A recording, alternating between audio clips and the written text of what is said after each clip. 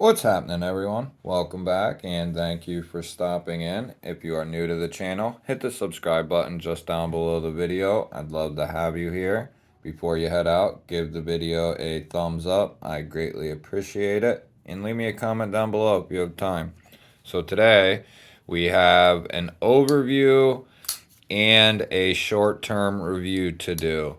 And it's going to be covering the Tempest Knives Pinion. I do have a video or two out on this already. I don't know, I don't remember, but I don't know that I have much of a review on it per se. I know that we have been over it. This won my 2022 Budget Knife of the Year award.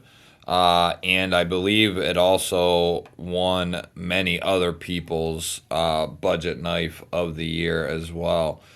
This is a Tempest Knives product here. It is the Pinion, and mine is the micarta variant.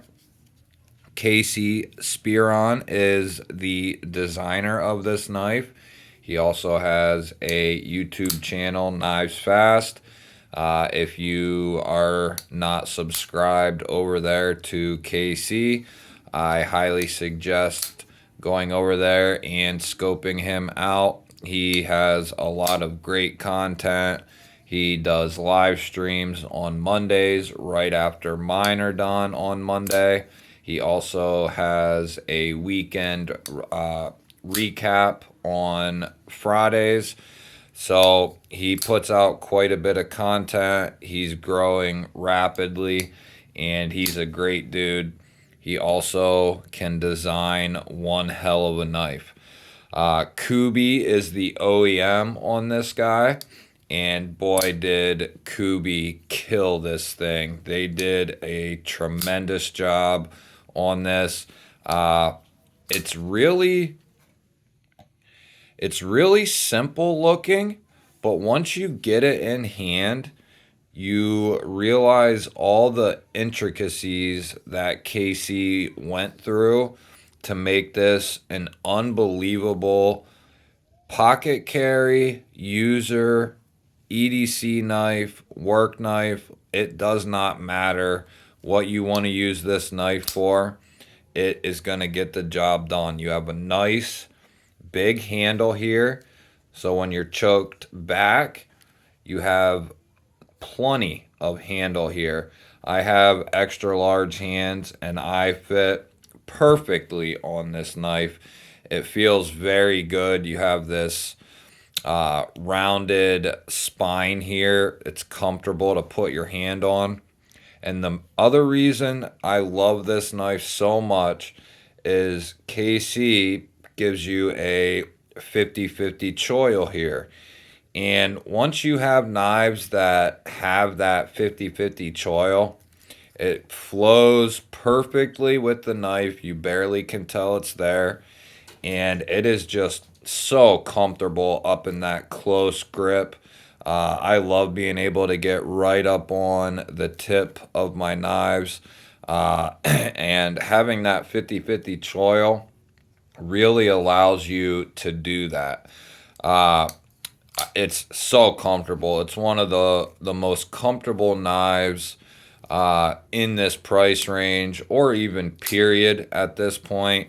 It's very comfortable. It's not too thin. It's not too thick. The handle is not too short. It's not too long. It's literally perfect. Especially if you have large or XL size hands, it's gonna do the job very well. You do have KC's awesome little pivot there, representing like a rim of a car. You also have it on the back side there, which is the tooled side. You do not have any tooling here, but I believe it is a D-shaped pivot, so you shouldn't have any issues when breaking this down. And I do believe everything is T8.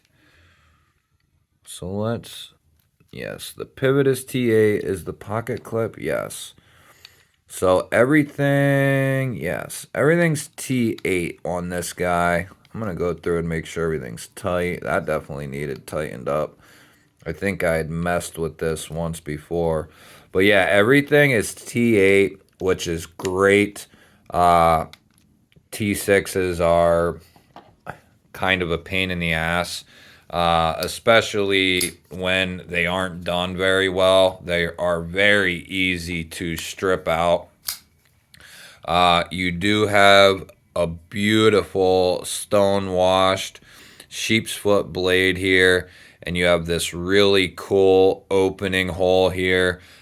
It just it it works so good. You can get right up on the top, which is how I really like to deploy this knife, is just riding this hole all the way up, and you can flick it right out, no problem.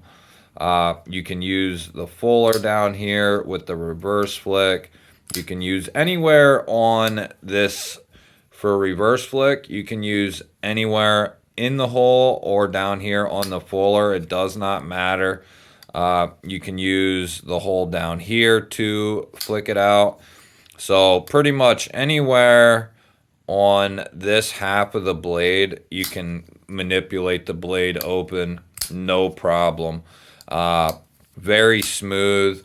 It has bearings and a ceramic detent ball. It's very, very well done. Very well thought out. You do have a wire pocket clip back here, which is interchangeable with a Lynch Northwest deep carry clip or a Rips Garage Tech clip. So if you're not a fan of the wire clip, you can put something else on there if you so choose. I really like wire clips, but I do not. I like how they carry. I like them in hand, but I'm not a fan of how they look. There's just something about a titanium clip. Let me see if I have any examples here.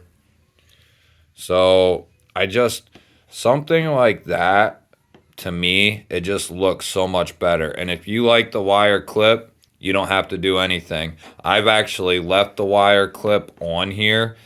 This is an aftermarket TRM clip for the Escort. So that is actually an aftermarket clip for that guy there. But if you love that clip, then I would not worry about it. Like I said, I have left it on the knife, and I do have some Lynch clips I could replace it with. I just haven't been able to decide what clip, would I change it with? Should I just go with a stone washed clip? Should I go with like a black DLC type clip to kind of run with this micarta? So I haven't really been able to decide where I wanted to go with that, so I've kind of left it alone. Let's go ahead and get a few specs for this guy. So it's coming in right just past 3 inches for cutting edge. It's like 3 1/8. And then to the scale, you're looking at like 3 5/16.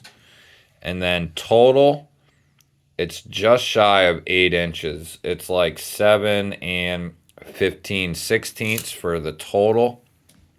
It is not, like I said, it's not thick. It's not too thin though. Let's see.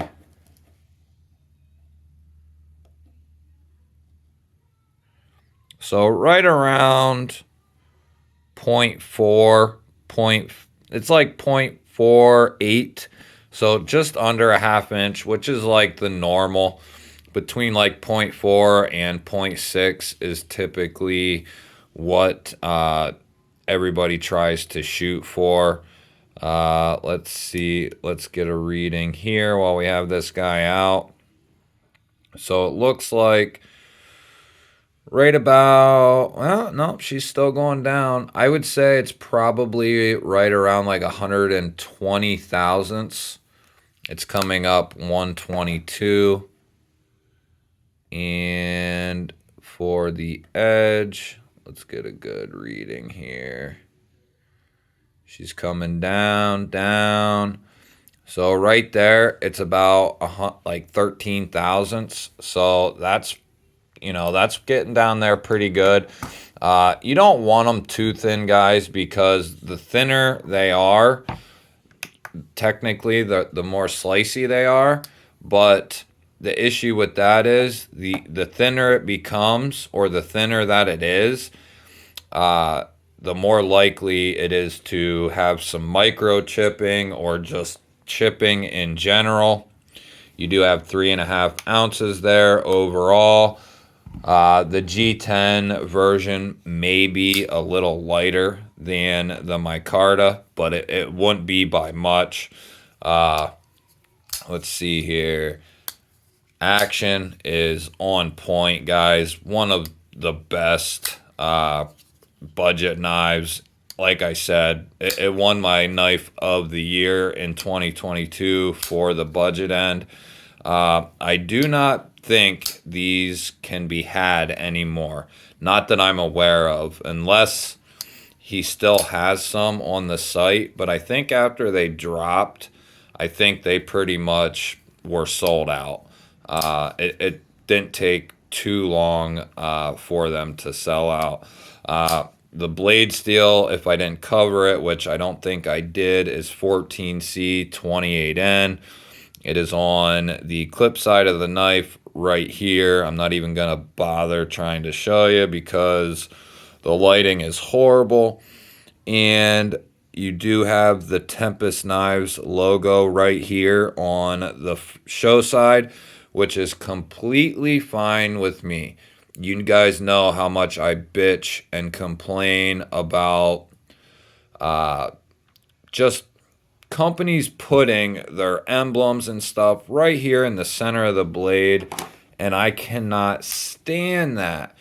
Kaiser does it, Kubi does it, O-Knife does it. I mean, it's endless, the companies that do that. And I've been saying for months now, since I started, get rid of the Kaiser, get rid of the Kubi. If you want to put your emblem up here close to the scale, out of the way, it's barely noticeable.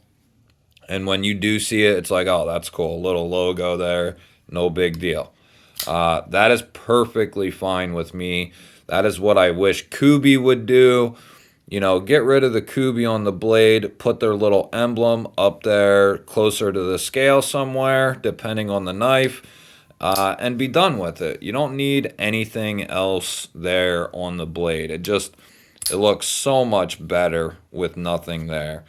The sounds, typical liner lock, very audible click on the open, a nice click closed.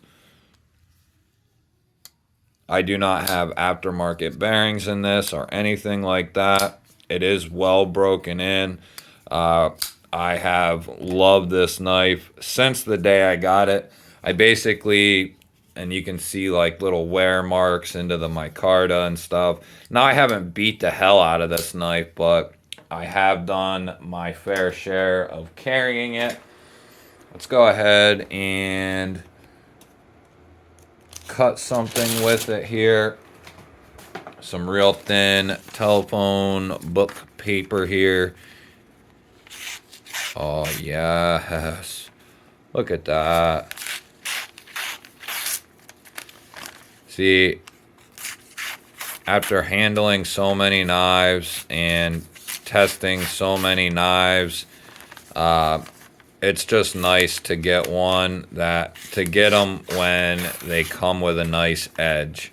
Because in my experience, even though these are cutting tools, guys, that's the whole point of a knife, is to cut stuff. It has steel that is sharpened so you can cut stuff. It's one of the simplest things you can, achieve.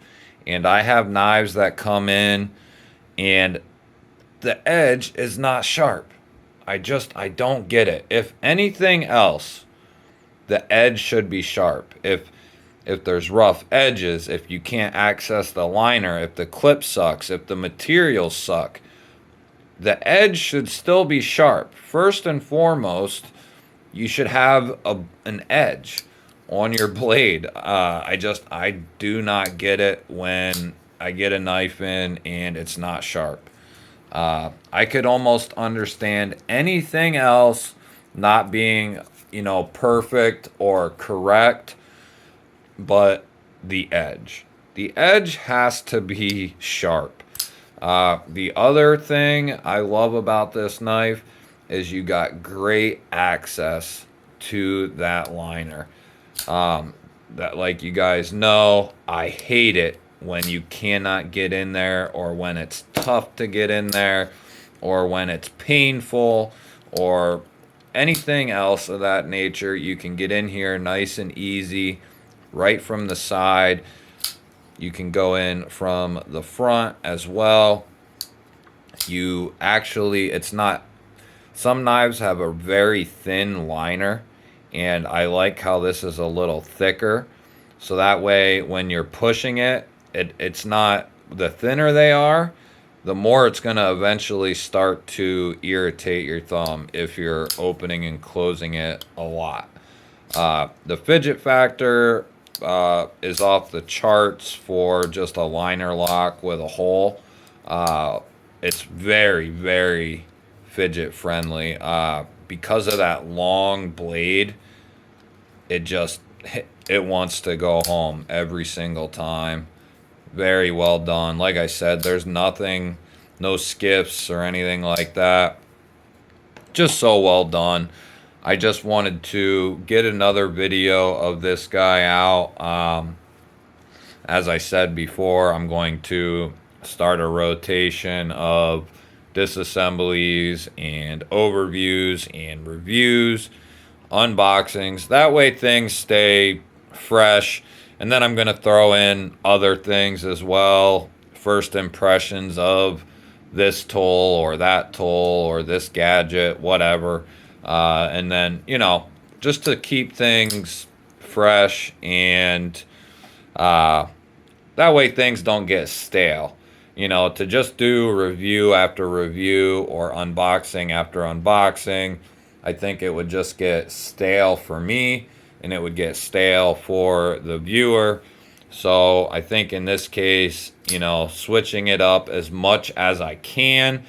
Sometimes there will be several disassemblies or reviews or unboxings, but as much as I can help it, I'm going to have a nice rotation of videos that come, in full circle, from unboxing to first impression, overview, review, long-term review, and you may see knives come up here in the future that I may have done, like an unboxing and an extensive first impressions overview on it, and I'm going to go over things again because I want to get things organized in my brain, basically. That way I know it's been done the way I want to do it now.